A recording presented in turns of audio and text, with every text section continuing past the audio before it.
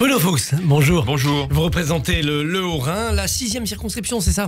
Exactement. Pour le MoDem, mais vous êtes surtout président de la Commission des Affaires étrangères à l'Assemblée nationale. Et à ce titre, je voudrais votre avis sur le groupe d'amitié France-Palestine qui s'est créé hier, alors que la Palestine n'est pas un État, qu'il n'est pas membre de l'ONU, qu'il n'y a pas de relations diplomatiques entre la France et cet État, évidemment, et puis que la vie parlementaire dans la Palestine, notamment à Gaza où le Hamas domine, la vie parlementaire est réduite à néant. Tout ça, c'est les règles pour faire un groupe d'amitié. Alors, il n'est pas valable celui-là? Alors, un groupe d'amitié, ça n'a pas d'action tous les jours. Donc, on est sur un plan, notamment avec la Palestine, qui est un plan plutôt symbolique. Nous, parlementaires, c'est la réflexion, je pense, du bureau de l'Assemblée, et travaille sur le jour d'après, sur la suite. Si on veut construire une paix et une sécurité pour Israël et une souveraineté aussi pour le palestinien, ce qui est quand même la ligne sur laquelle les deux États. La plupart des pays dans le monde se trouvent, il faut penser à la suite. Et donc, nous, parlementaires, nous représentons les populations. Nous ne sommes pas les États, nous ne sommes pas dans la guerre, nous représentons les populations.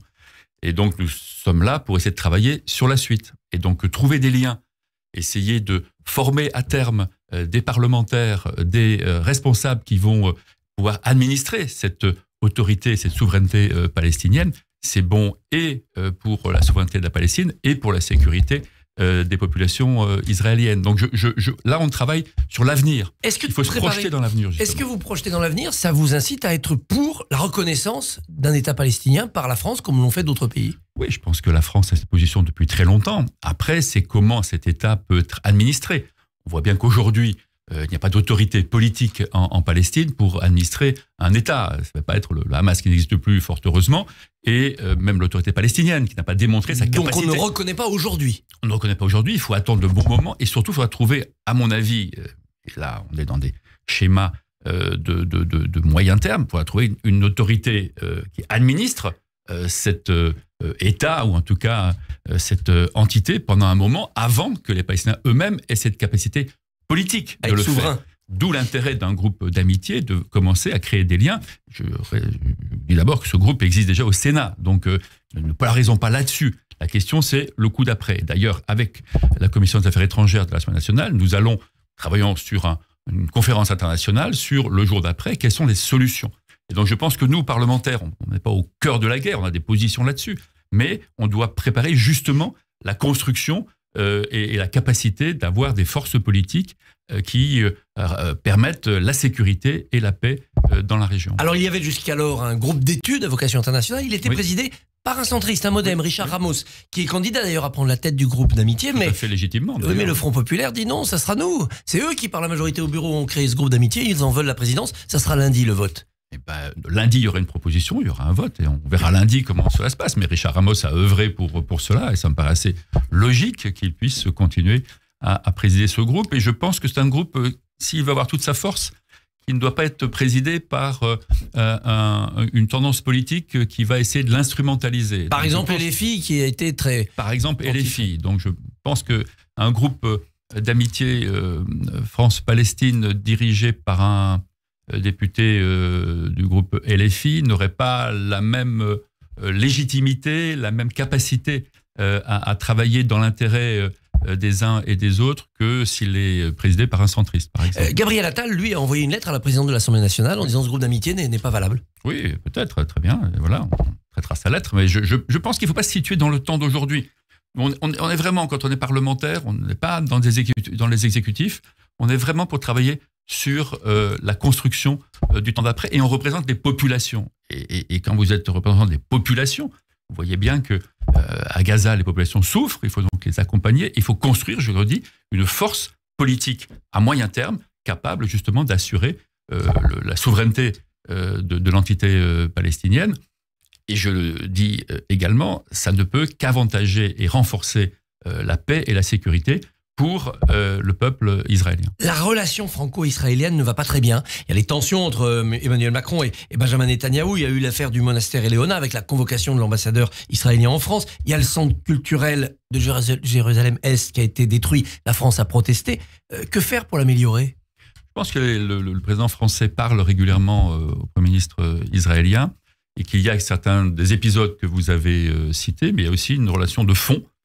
Je pense qu'il y a une relation de confiance, de fond, et que la France a toujours été aux côtés de l'État d'Israël, et de ses populations, et que ce que je sais, moi, des derniers échanges entre le président de la République et le Premier ministre d'Israël était beaucoup plus constructif, positif, on va dire, et positif que ce qu'on peut dire à travers les événements qui ont été médiatisés et qui existent, bien évidemment. Qui existent, notamment parce que le président de la République a fait quelques sorties médiatiques, livraison d'armes, l'ONU en 1947, il a sa part de responsabilité. Oui, et après, il juge la situation telle qu'elle est. Je pense qu'on ne peut pas aussi rester insensible devant un nombre important d'attaques sur des civils, sur des écoles, etc. Quelles que soient les raisons, quels que soient les éléments que l'on a au plan militaire pour dire que le Hamas a caché un certain nombre de moyens militaires sous un hôpital. Voilà.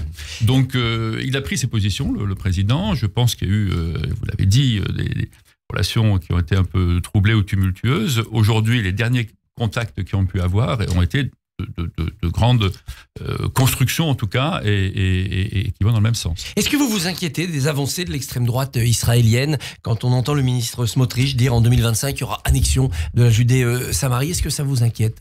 Je pense que c'est très inquiétant parce qu'à un moment, il faut mettre un terme à cette guerre. Elle a duré longtemps et maintenant, le moment est de proposer les conditions pour qu'il y ait un cessez-le-feu. La condition, c'est la libération des otages, la première. Oui, bien sûr, mais c'est pour ça qu'il faut pousser. Je pense que l'administration Trump travaille, ou la pré-administration Trump travaille déjà sur ce sujet-là. Et il faut pousser là-dessus, absolument. Je pense que la seule solution aujourd'hui, c'est un cessez-le-feu extrêmement rapide. Et à partir de là, on ne peut pas penser qu'il faut encore continuer à annexer plus, je pense. Ou alors, on ne peut pas reconnaître cette solution. Il n'y a plus de deux États, il n'y a plus qu'un seul, en réalité. Je pense que ça, c'est pas favorable à une paix long terme et surtout à la sécurité du peuple israélien. Autre front, autre péril, la situation en Ukraine. Est-ce qu'il faut craindre une guerre nucléaire, puisque Poutine élargit le décret d'usage des armes nucléaires? Oui, je pense que c'est un élément qu'il faut toujours prendre en compte. Je ne pense pas qu'aujourd'hui, ce soit une hypothèse qui soit favorable, en tout cas en général, mais aujourd'hui au président Poutine, parce qu'il n'aurait aucun intérêt, à mon avis, à lancer une offensive de cette nature avant que l'administration Trump n'arrive au pouvoir. Donc là, je pense qu'on est plutôt dans un rapport de force. Chacun essaie de tirer un avantage pendant le moment où Trump va siffler la fin de la guerre, parce que je pense que c'est ça qui va se passer à un moment. Et il va y arriver, donc, ça paie en 24 heures.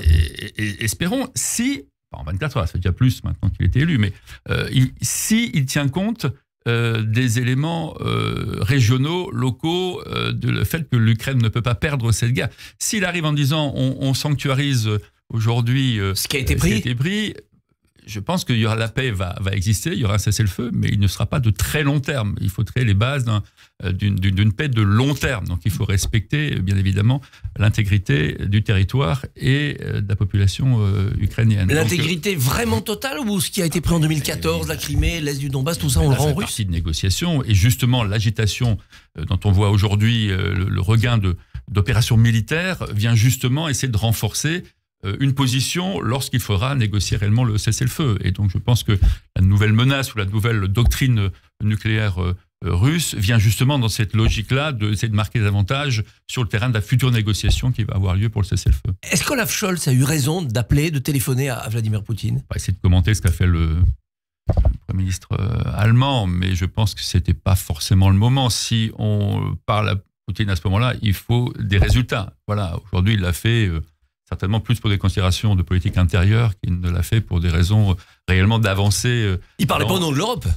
Non, bien sûr. Ni du coup franco-allemand. Oui, mais si on parle à Poutine et qu'on n'a pas de résultat, qu'on sait à l'avance qu'il n'y a pas de résultat, c'est le moment de le faire.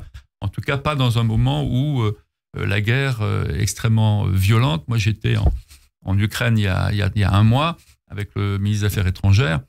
Bon, on a envie que ça s'arrête très vite et de ne pas continuer à faire de l'agitation médiatique. Parlons de la vie politique nationale. Est-ce qu'on va tout droit vers une motion de censure? Vous qui voyez bien l'Assemblée de votre interroger les représentants du Rassemblement national, parce que c'est eux qui ont la clé. La motion de censure, oui. Après, est-ce qu'elle va être votée? C'est à votre question, je pense. Exactement. Si le RN censure, vote, mais que les socialistes se retirent, ça passe pas. Oui, je pense que c'est de la responsabilité de personne d'aujourd'hui de faire tomber le gouvernement, parce que ce que fait Michel Barnier est extrêmement difficile. on a des comptes publics extrêmement dégradés, donc il y a des responsabilités fortes à avoir. En fait, personne ne veut être à la place de Michel Barnier. C'est beaucoup plus facile d'être sur les bancs de l'Assemblée en essayant de dire ce qui ne va pas que d'être réellement sur le terrain à essayer de régler les problèmes des Français. Si Michel Barnier apparaît fragile aujourd'hui, c'est aussi parce qu'on a l'impression que le socle commun n'existe pas vraiment. Non, le socle commun, c'est un concept. Mais moi, je suis fait de la politique depuis 2017 et qui était dans la société civile, on va dire, avant. Journaliste notamment. Voilà, notamment, mais il y a très très longtemps. Maintenant, j'étais entrepreneur aussi pendant une bonne quinzaine d'années. Ce que je constate là, et je m'en désole vraiment, c'est que la plupart des responsables politiques, aujourd'hui, n'ont pas pris l'ampleur de la crise dans laquelle on est. Leur stratégie, leur déclaration, leur prise de position, le dépôt des amendements, leurs mesures proposées sont d'abord et avant tout dans l'intérêt soit de leur parti politique, de stratégie politicienne, soit dans leur intérêt personnel. En vue de quoi? De 2027? Par exemple, c'est les présidentiables. Par exemple, pour ceux qui sont en course pour 2027. Je vois, on a parlé d'Olaf Scholz, moi je suis né, je suis élu à la frontière allemande. Les Allemands trouvent des coalitions, ils sont capables de compromis. En Allemagne, vous aviez juste avant la crise un ministre vert qui était ministre de l'Industrie. Vous avez un ministre de l'Agriculture qui était un ministre écologiste. Donc quand vous avez une Sandrine Rousseau qui va voir le patron de Stellantis, ils se parlent, ils arrivent à trouver des points d'équilibre. En France, personne même ne fait 5 degrés en dehors de sa route, et donc chacun est calé dans son sillage, et je pense que ça c'est extrêmement préjudiciable aujourd'hui à l'équilibre dans lequel on se trouve, et qu'on a besoin aujourd'hui de dépasser son intérêt personnel pour prendre en compte l'intérêt du pays, surtout vu la situation dans laquelle on est.